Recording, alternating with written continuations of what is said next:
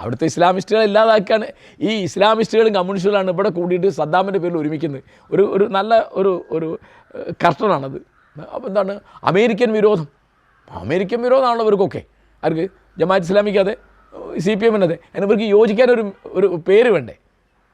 ഈ അമേരിക്കൻ വിരോധം പറയുന്ന ഇസ്ലാമിസ്റ്റുകൾ 1979 അമേരിക്കക്കെതിരായിട്ടാണ് അവർ ഇറാനിൽ പോരാടിയത്. കാരണം ഷാ ചക്രവർത്തിക്ക് പിന്തുണ കൊടുത്ത അമേരിക്കയെ.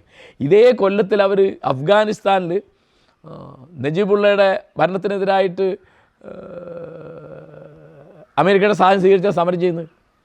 അന്ന് അമേരിക്ക അവരുടെ കൂടെയാണ്. അമേരിക്കയ്ക്ക് നിലപാടില്ല. ഇസ്ലാമിസ്റ്റുകളെ തകർക്കാനാണ് ഒരു സ്ഥലത്ത് അമേരിക്ക പിന്തുണയ്ക്കാനാണ്. ഇപ്പം നജീബുള്ളയുടെ പുറത്താക്കിയ എന്താ? റഷ്യൻ പിന്തുണയുള്ള ഗവൺമെൻറ് ആയിരുന്നു അദ്ദേഹത്തിൻ്റെ. ഓർമ്മയില്ലേ? അത് തല്ലിക്കൊന്ന് കെട്ടി തൂക്കിയല്ലേ ഇലക്ട്രിക് പോസ്റ്റിൻ്റെ മുകളിൽ. അപ്പോൾ കേരളത്തിൽ ഇതിങ്ങനെ ഈ തരത്തിൽ താലിബാൻ എന്ന് പറഞ്ഞത് തന്നെ അമേരിക്കൻ സൃഷ്ടിയാണ്.